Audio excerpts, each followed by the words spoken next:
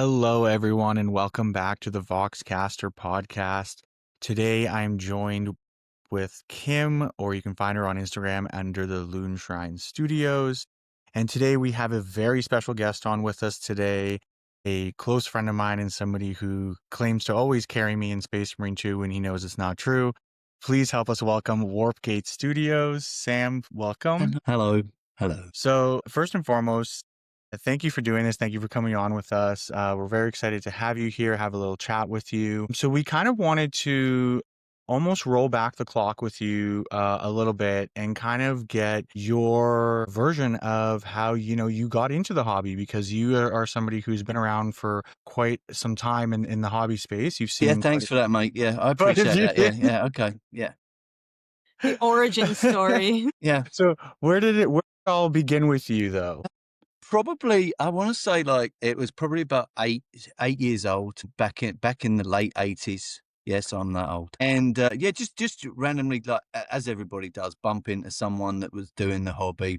Managed to get a copy of White Dwarf magazine. Back then, they were just phenomenal, and that was the only resource we had, was the White Dwarf magazine. There was no website. It was nothing like that. So grabbed a copy of that and didn't put it down for a month. And I was already kind of into airfix models and military bits from my dad. Yeah, the fantasy, Warhammer fantasy was my first love, and then obviously 40k came into it as well. But yeah, that's 8 years old was the start of it, and that's a long time ago now. And sorry, was it Warhammer Fantasy back then, or was it the Lord of the Rings that was happening? No, it was Warhammer Fantasy. It was it was pretty much first edition Warhammer Fantasy had already gone and it was up and running. Second edition Warhammer Fantasy came along, and that's the book that the rule book I picked up.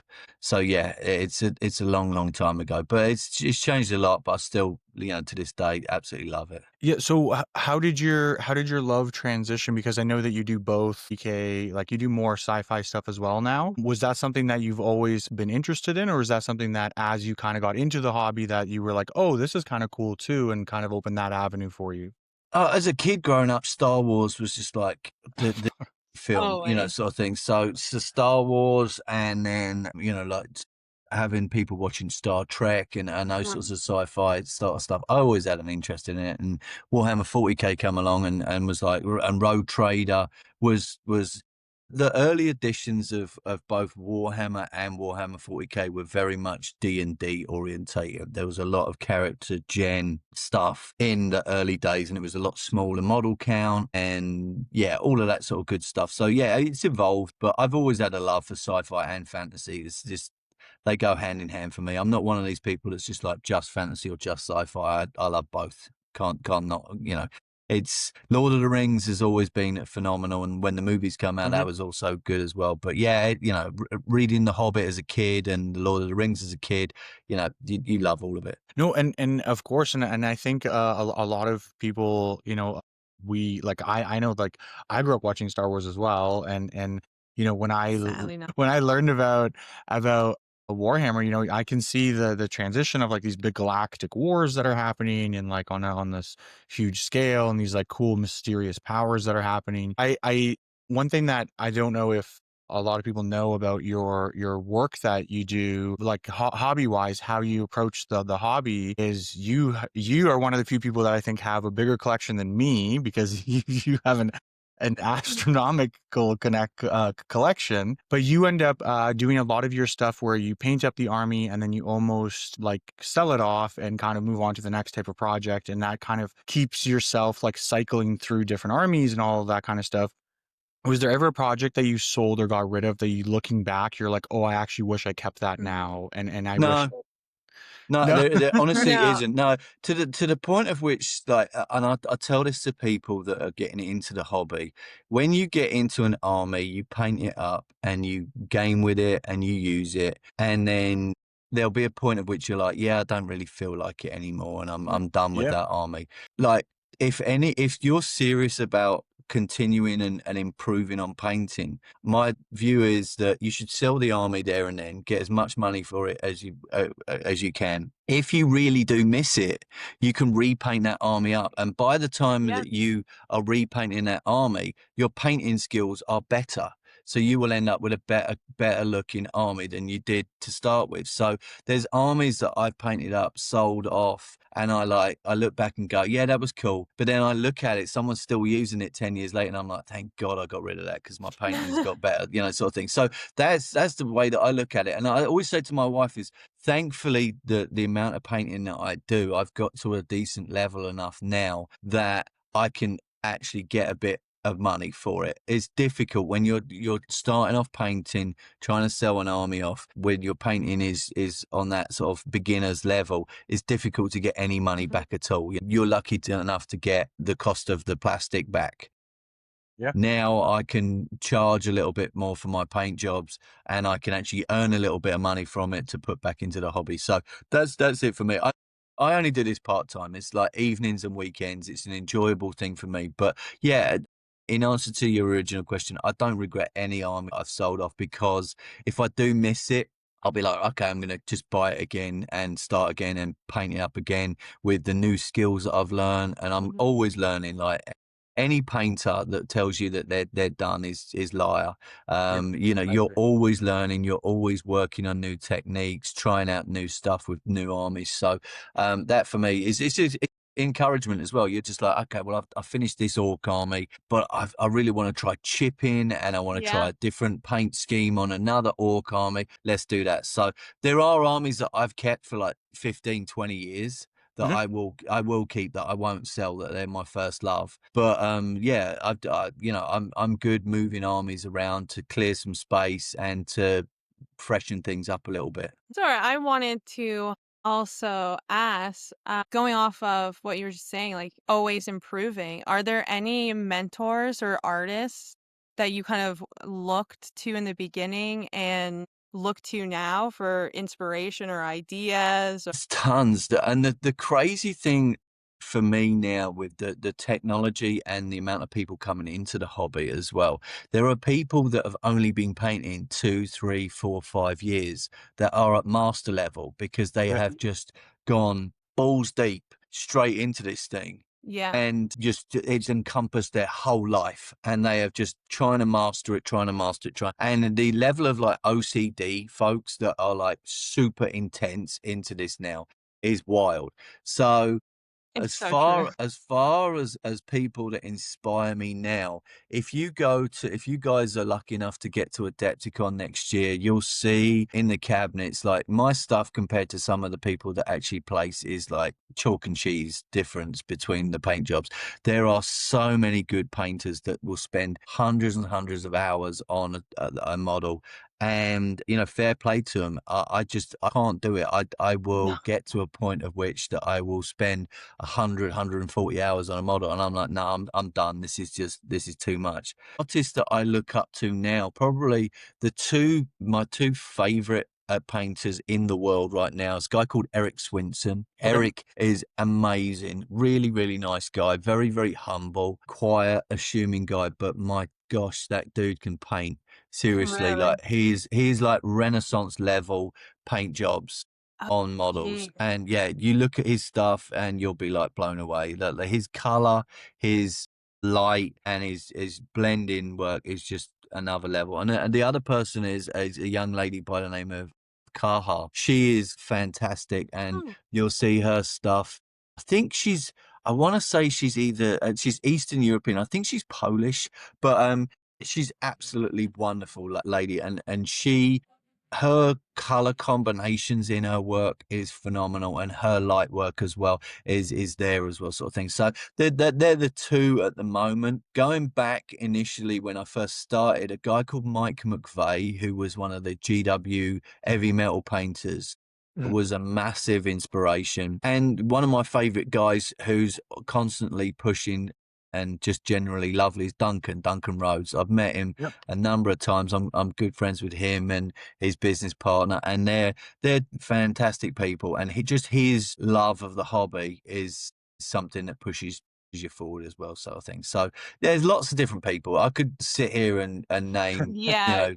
keep going with all different people that do different things in the hobby. But Eric and Kaha are probably my two favorite painters at the moment to aspire to and get up to that level. No, and that's wonderful to hear that, like, I think that some people that especially newer people into the hobby, sometimes they feel like these very high level painters or people that are placing at Golden Demons or getting, finalist pins and stuff like that, like that they don't have people they look up to, but we all do. And it's crazy that it's sometimes like how you mentioned how, hey, like this guy's blending is on a whole other level where it's like, so, if I'm looking to get into blending, guess who I'm going to be looking for is, who you're looking up to, right? Yeah.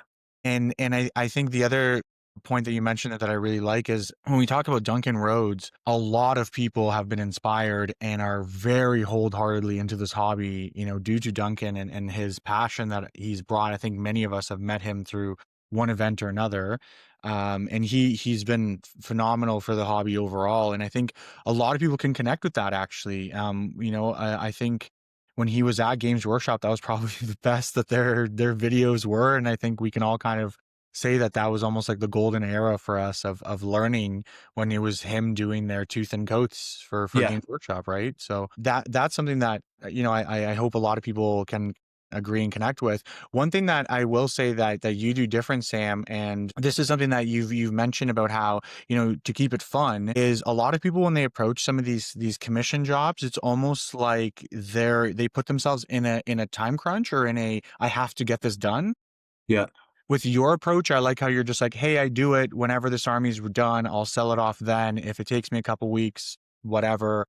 Yeah. But you do it in a way where you're not locking yourself or forcing yourself to hobby. Yeah. You do it as, hey, I want to hobby tonight. I want to have some fun. Mm-hmm. I'm going to add to this army. I'm going to go through it. And I think a lot of people that are starting out that want to get into more of the business style or the more of they want to do commission style painting, I think if they started the approach like you have, they'll actually enjoy the process more because I feel like a lot of people, they start and then it's, oh my gosh, I have 2 weeks and I have 3 armies I have to paint. I'm on a tight schedule because if I don't get it done, you don't get paid. Things like that.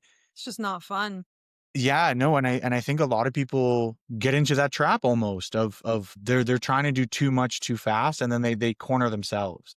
Yeah, I think one of the things is that if anybody's really looking at getting into commission painting and doing armies, there is that kind of like decision you've got to make is like, is it going to be worth it if it destroys your love for the hobby? Because putting all that pressure on yourself to get a paint job out the door with a certain time, yeah, you're getting money from it, but is it going to take away your own? And that's, I see that. That's why I'm very, very limited on the commissions that I will take over a year, because I don't want it interrupting with me painting my own stuff that I want to get done. And that's the thing. If you're a commission painter, you have very, very small amount of time to get your own stuff done. And even when you do, because you've been painting non-stop on commission projects, you don't feel like you even want to pick up another brush again, sort of thing. So that's the difficult thing that people, yes, it's a good, if you can paint and you can do it well, you can earn a little bit of money from it, but still trying to work out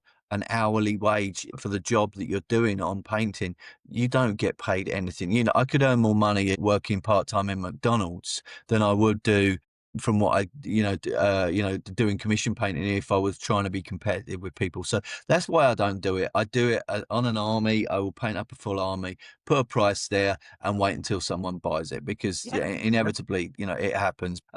It's a difficult decision for anybody trying to get into commission painting, and that's why I don't really do much of it these days. And I'm not keen on taking on project after project after project, because it just saps the enjoyment out of the hobby for me. And I don't want that. No, 100%. And I'm glad that you bring that up because, again, I feel like that's something that, especially people that are very new to the hobby, is something that can very quickly happen.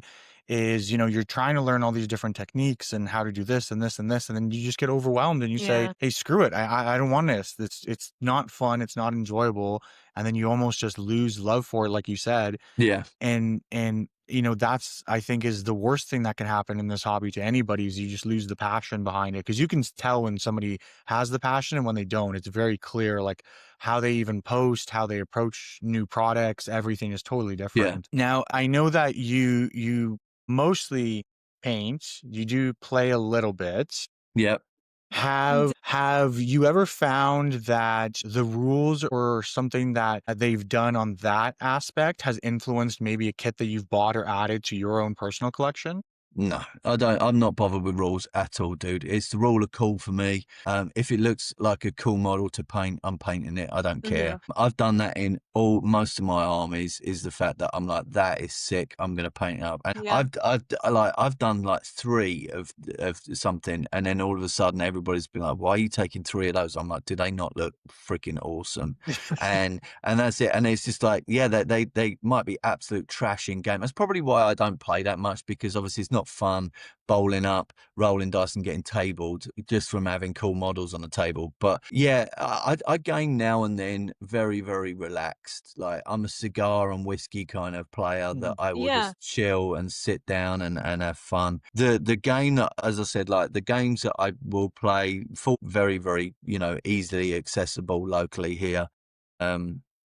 Around where I am in Florida. But as far as Warhammer Fantasy, that's growing as well. The old world and Warhammer Fantasy locally here is pretty big. We've got like 24 players in my local store of old world. So I know it's very localized, all these games around the world and stuff. And I know in some places it's not so popular, in others it is. But I think that's another driver, is if there's a game and there's like people locally that play that game as well, that helps big time, because Yeah. you can get a game. But I probably will game a handful of times over a year, maybe once, twice, 3 times, just to get some inspiration to paint.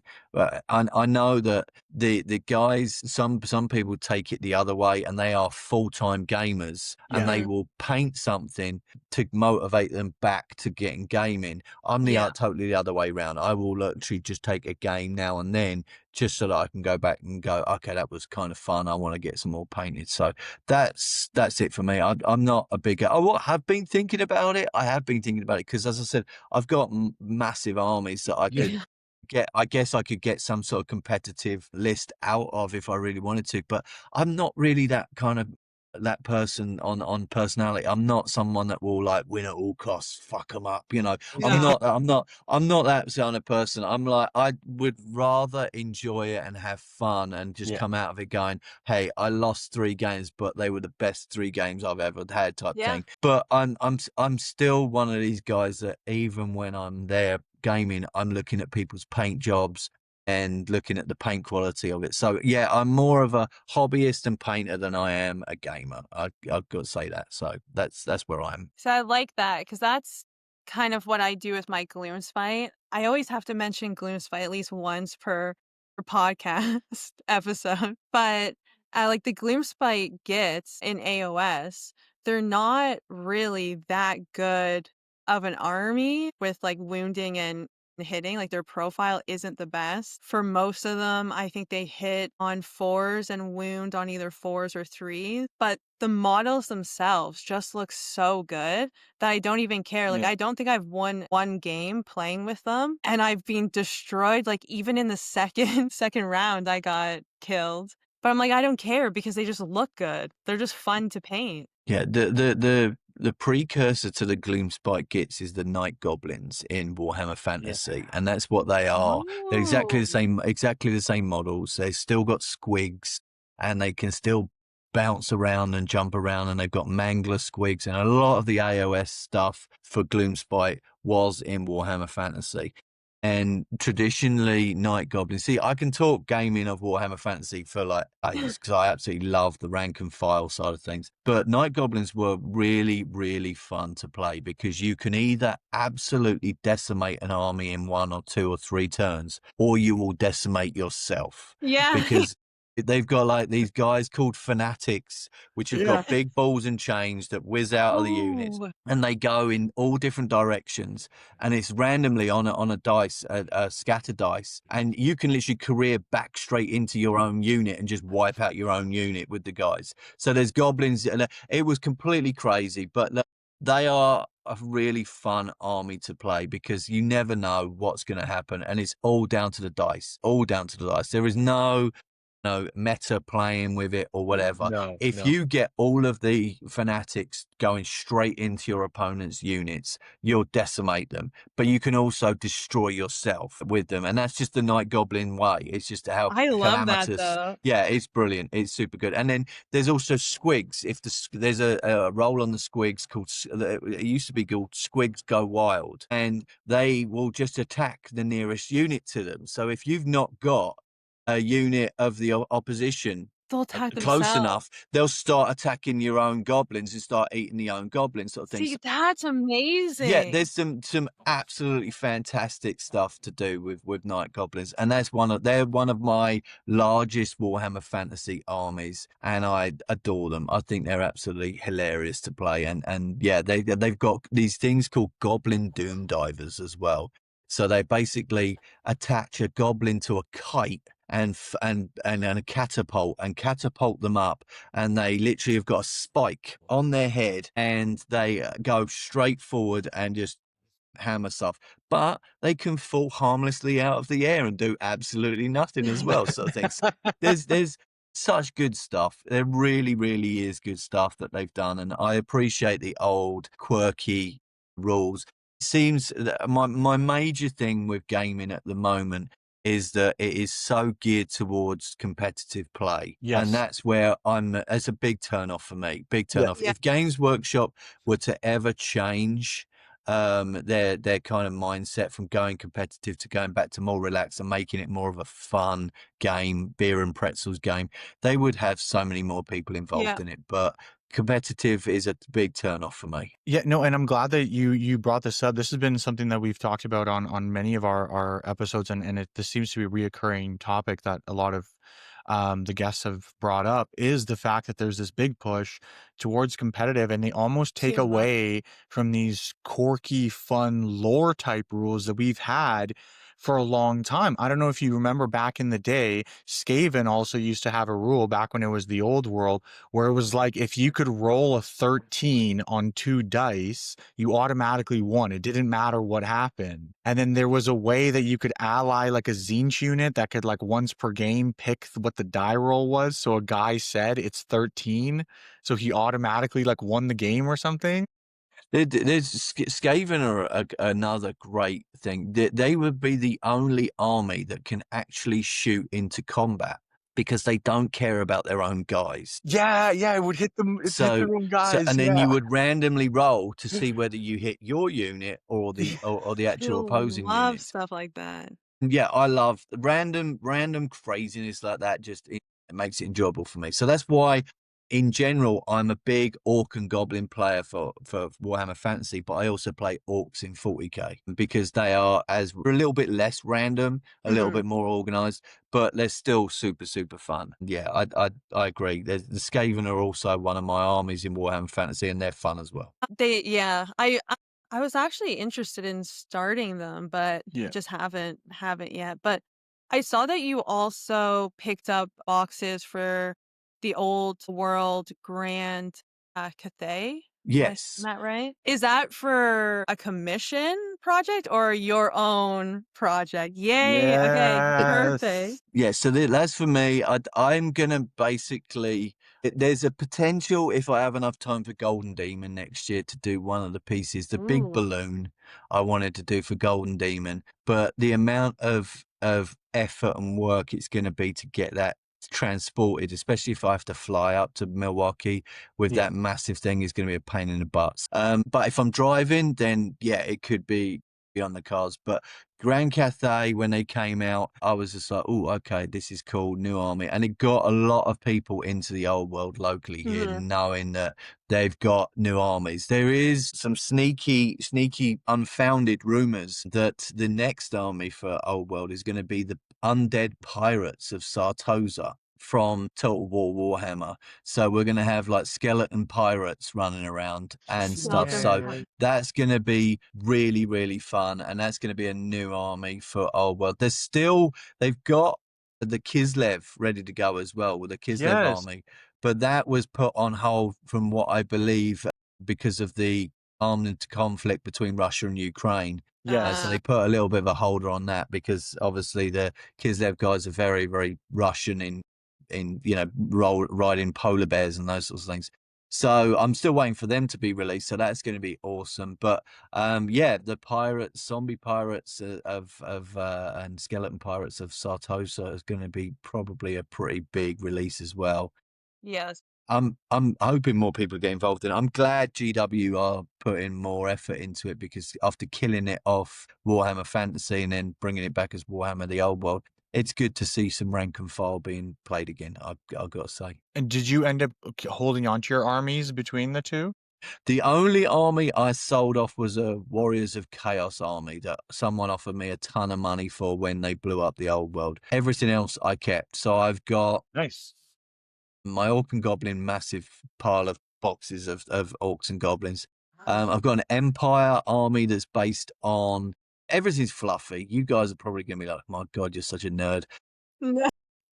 The Empire army that I've got is based on the state city of Marienburg, which is basically a port town in the Empire that's in between the border princes and the edge of the Empire. So they've got lots of pirate themed kind of folks there, but they've got cool. lots of money, merchants, and those Cool. sorts of things. And there's some really cool stuff that Forge World did. Like it's called the Marienburg land ship. So it's basically a ship with massive wheels that charges across the table and stuff. So there's That some sounds really, awesome. really cool Really bits. does. Dark Elves, they're another army that hasn't got any rules yet for the Old World. But I get with how popular it's been in the new armies, it's only a matter of time before they start reintroducing a lot of the armies that were in Warhammer Fantasy back into it again. But Dark Elves, Empire, got a Dwarf army as well that's super fun. Yeah, I'm working on some High Elves. You'll probably see some High Elves that are on my Instagram page that I'm working on as well. And Undead. I'm doing the vampire counts, undead army, but yeah, in general, I like painting loads of different random stuff, and I like mixing it up. There'll be a phase that I'll go through 40k. I'm finishing off some Star Wars models at the moment for some folks. Walk back to Warhammer Fantasy, and then I'll be doing some other random stuff. So yeah, there's a ton of different cool stuff. So I enjoy it. Now, when you're doing these like different painting projects that you have, do you typically plan out the project as you kind of like dive into it, or is it kind of like you kind of like make it up as you go? No, honestly, like to get inspiration, I think is really important to go with whatever takes your fancy to start with. I Yeah. know when Yeah. you're doing army projects, some people are like, right, I'm going to get all of the core like troops done to start with, and then I'll like go on to the characters. And I've done that before, and then I'm so wiped out from painting like 60, 80 core troop choices that I'm like, I don't even want to go anywhere near the characters sort of thing. So I will pick and choose what I do. Like my Emperor's Children, I just picked a random squad of noise marines to start with and a lord, and I was like, cool, let's get that done. And then I did like 20 normal dudes, you know, sort of bolter dudes and those sorts of things. And it's just whatever takes your fancy, because motivation for me is a massive part of painting. If you're not motivated to do it, you're not going to enjoy it. You're not going to want to do it. And for me, the whole hobby is about enjoyment and relaxing. So I will just be like, what do I fancy painting tonight? Great. The only thing about it doing it my way is the fact that I have to make a note of the paints that I'm using on projects, because I'll start and stop. So I've got like 2 big journal books that I will write the paint schemes of what armies I'm doing so I can match them up later down the line. Yeah, you have to. Otherwise, my brain's not going to remember 15 different colors that I was using for this army compared to this army. It's just, it doesn't happen. I'm not that like way. So yeah, you know, that's the way that I go about it. But motivation and enjoying it is the number one. You've got to enjoy it to keep going. And obviously, it's impossible to post every single model that you've ever painted. Do you find now with Instagram and like posting your work on Instagram that there's a difference between painting a model that you know you're going to post versus painting a model that you're just going to play with? Like, for me and posting stuff on there, Instagram was never something that I was going to take seriously, because there is so many trolls on there.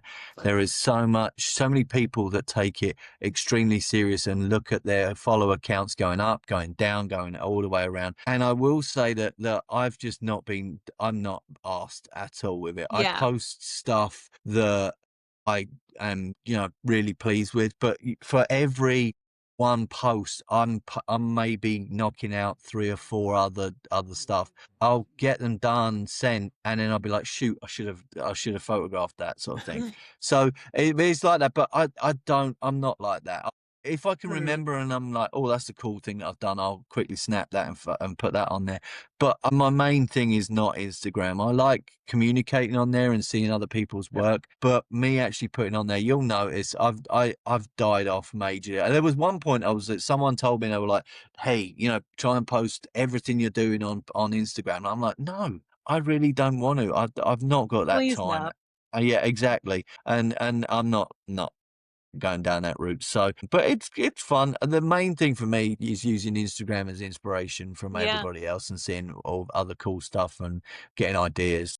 That's been the main thing for me, and just keeping in touch with people that are awesome within the hobby. So yeah, that's Instagram for me. I don't particularly use it any other way. Yeah. So when when you do dive into these projects or these new side things that you're working on, and I know this is, a frequently discussed thing throughout the hobby now, especially to newcomers, we're almost overburdened with our choices. For example, when I started off in the hobby, you had Games Workshop, maybe one other type of paint line.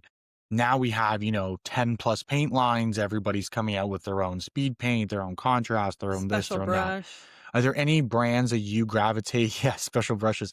Are there any brands that you gravitate towards more so? I think one of the things that I've tried to tell people about the hobby, and like, again, sometimes it goes in one ear out the other, because when people get in the hobby, they like just in love with it and everything else.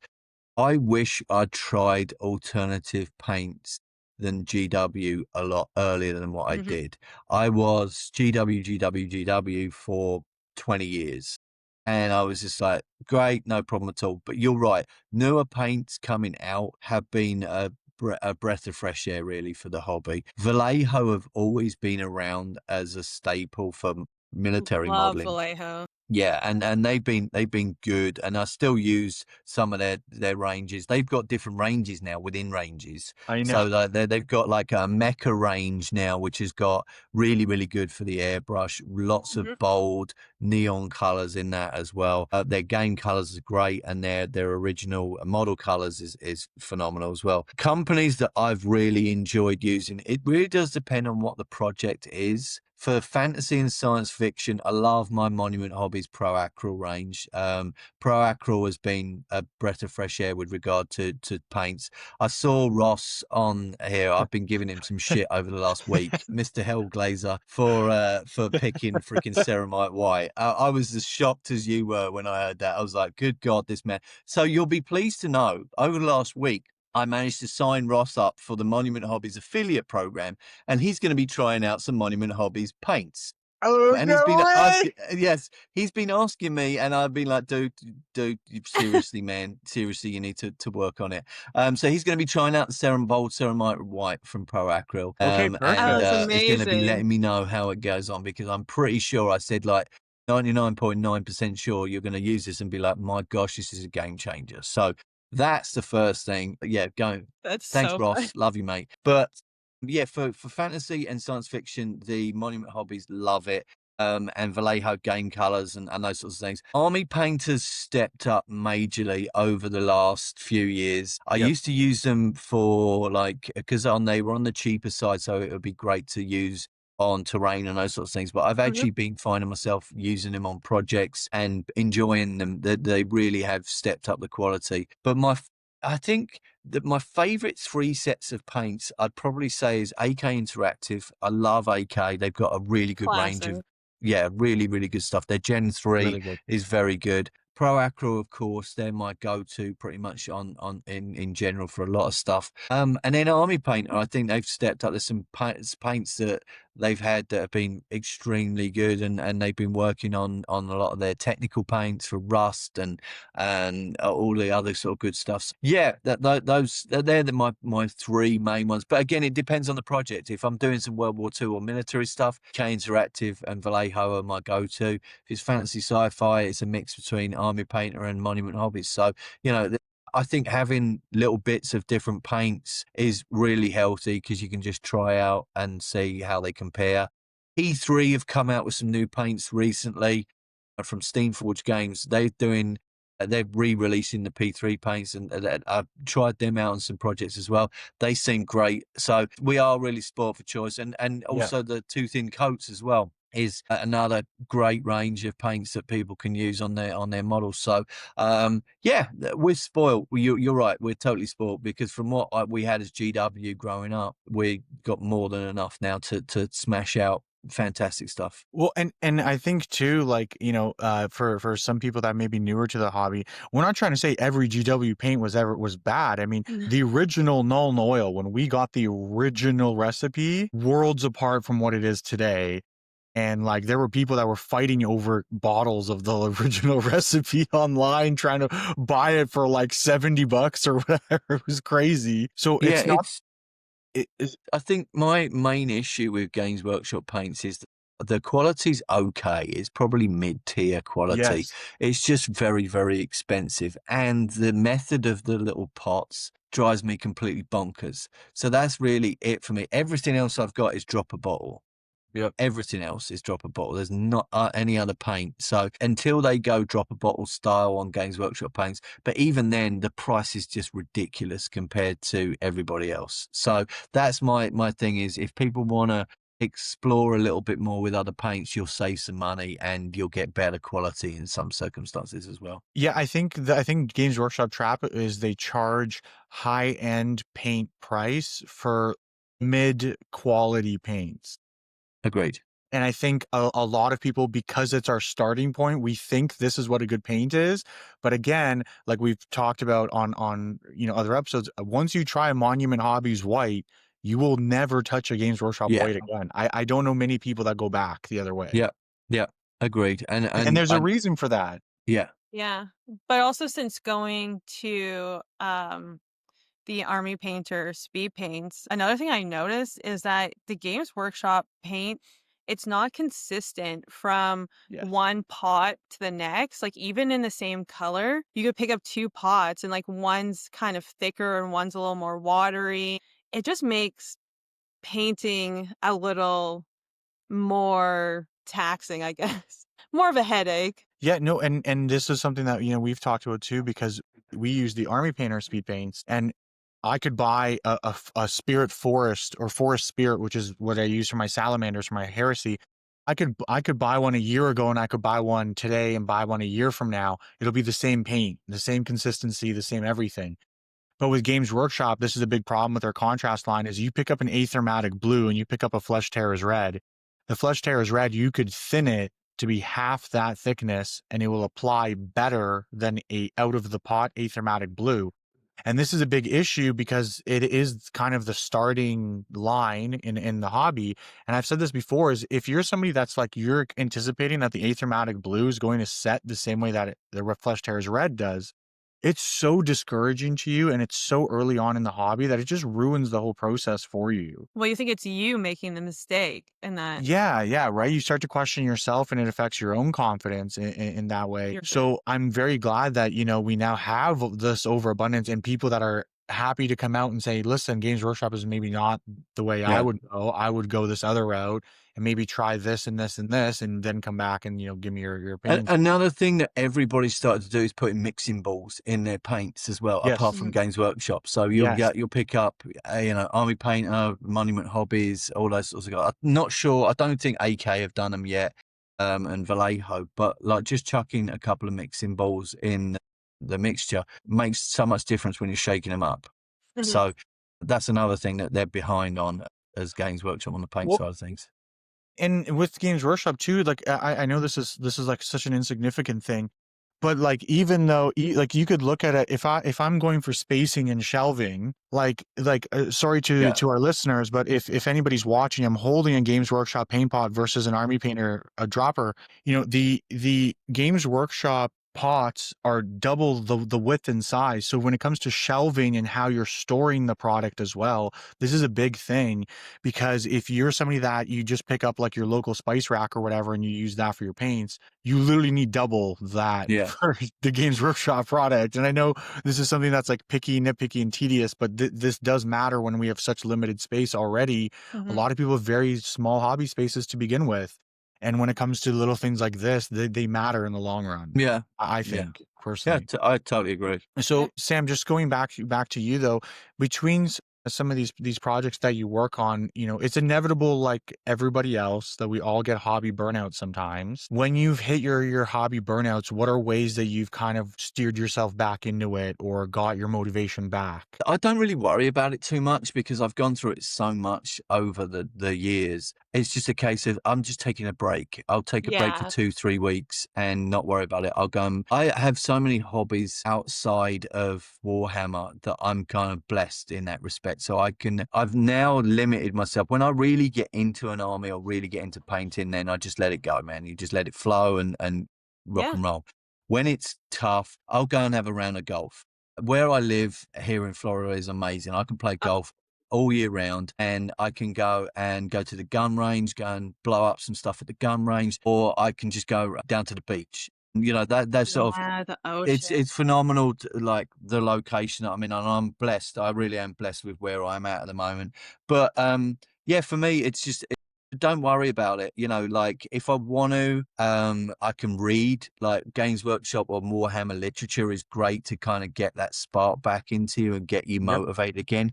But if you're really just totally burnt out and you don't want anything to do with a hobby, go and find something else to do. Go and watch a Yeah. movie, go and listen to some music, and you know, go and do something outside, go for a nice long Yeah. walk and go to the gym. Those sorts of things all help in just keeping it fresh, you know, and not just burning yourself out. Because if you're stuck painting for 8 hours a day and you know, and you're like, oh, what am I doing? You know, you're not enjoying it. So it's all about the love, man. All about the love, and you need to keep it like that motivation. And I think too, switching up the armies that you're painting, switching up the games that you're painting, like Old World, AOS, okay, it helps a lot. Like I know there's some people who feel as though it's because this is how I felt. I'm speaking from experience that you kind of have to work on one army at a time and then like finish it all.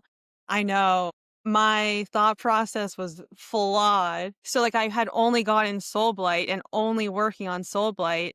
But yeah, I hit that wall where I was like, oh, I don't feel like painting. Like I don't have the drive to paint. And as soon as we went out and got a Gloomspite model, it was back to it. Like I was painting like 12 hours a day. So I think having that variety helps a lot. Yeah, I agree, and I always say to people, if you can kind of break up your armies and go, do you know what, I'm going to do this unit, paint this unit up, and get it over and done with, Mhm. get it finished, based, ready to go, and then just go on to something totally different if you need to. So other people have got more, you know, probably better direction than me, and will be like, okay, I've done this unit, I'm going to go do this other unit for the same army.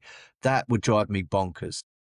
I would just switch totally and go from one to another just to Yeah. keep it fresh, because otherwise you're paint, you know, you're doing the same thing. You're still dipping your brush in paint and getting it on there and Yeah. doing all the same things, but just having something different aesthetically to look at while you're painting it is a big thing in it. But yeah, I'm glad you found, you know, the inspiration of Gloomspite and Soul Blight Gravelords, and you know, it will help. It really will. Yeah, thank you.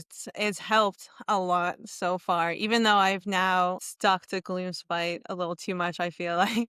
But I did want to ask, what's the best piece of feedback? Or I know we all don't like to hear criticism, but if there's criticism that's kind of helped your painting process. That I've received, probably like I'm still, even like 35 years of painting. I know that sounds really bloody bad when I say it like that.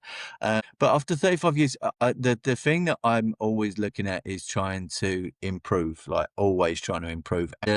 Some of the folks I've spoken to at events like Adepticon and up in LVO at Vegas and those sorts of things, of painters that have been doing it for as long as I have, was the fact that it's a case of not really. I know someone sort of posted some stuff on Instagram recently about this as well. It's not really comparing yourself to other people, because everybody's painting style is individual. You can aspire to paint similarly to someone else, but it's still going to be you at the end of the day. The thing that I've got is that, and I try and tell people this as well, is if you paint like Games Workshop, the heavy metal style, like Ross does, right? Ross does it extremely well, right, with what he does. However, there is a ceiling that you can get to with that painting style that is there. Right, Ross is at it at the moment. There's some other people that I know, Primaris Painter, 84 Paints, Den. A lot of people can paint that style extremely well. Like, you'll get exactly what's on the box art. But then they seem to be quite disappointed sometimes when they go to painting competitions and there is a ceiling for that style of painting. And so I try and I'm guilty of it myself, and everybody else is still trying to push whatever painting style you have more. So whether it's more contrast, whether it's more light source, whether it's more value work, anything like that, is you can always try something else to complement what you're doing. So I'm guilty for just like hammering out, knocking out armies and those sorts of things. My difficulty was trying to do the display side of things and trying to get it on the display painting. Display painting is totally different from army painting, big time. So that for me has been a challenge. And I've only been doing that for the last year. I've literally just started getting into display level painting because I was just like, why not? You know, I enjoy painting. Let's just see where it goes. Yeah.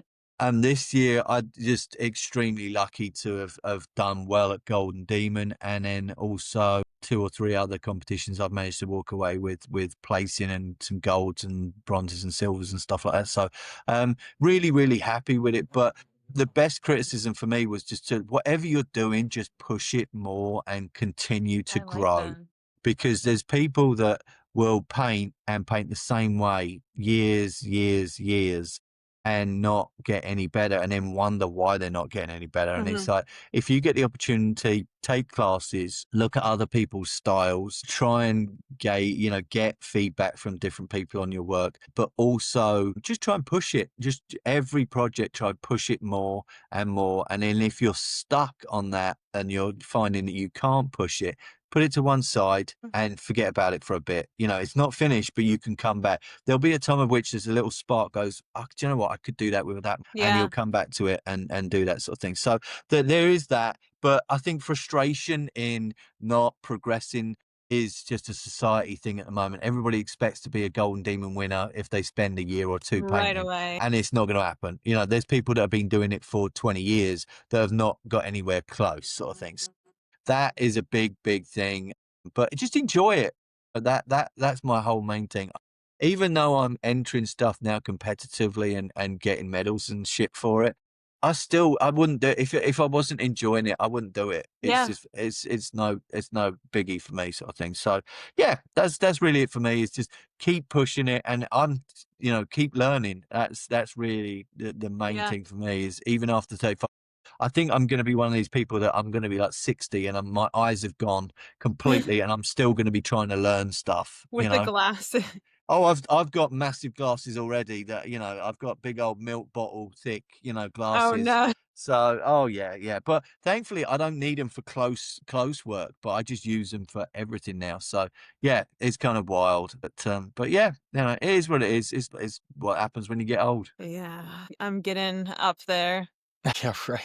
No, I think I think is a great place to maybe do a wrap up. But I really like your message of just have fun and don't be so serious about it. Like if you need to walk away, who cares? It's just paint at the end of the day. Or that's all this is at the end of the day. The whole point. It's just paint, right? It's just enjoy yourself.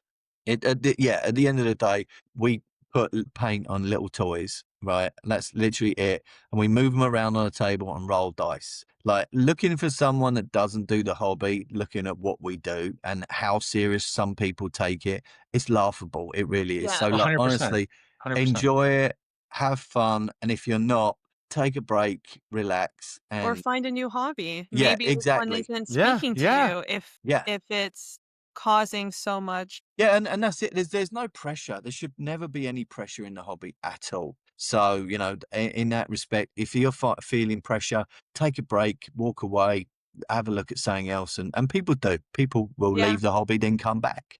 So it's totally fine. It's totally good. But yeah, enjoy it, smile, and love the hobby, and yeah, it's all good. Yeah, so from us over here at the Voxcaster podcast, we just want to thank you again, Sam, for coming on and sharing your side of the story. And I think we all agree here with your perspective of Mhm. that. Just have fun. It's just pain at the end of the day, and just smile, get through it, and just all enjoy it again. Let's Yeah. just hobby together. Yeah. So on that note, thank you everyone for jumping in.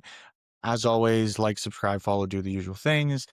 Please make sure you check out Sam under Warpgate Studios. He will have his bio up at time of this episode going live. So if you wish to check out his bio on our website, as well as all the links to all his social medias and everything else, please check that out. Thank you for jumping in and listening. And we hope everybody has a wonderful day. Bye. Bye.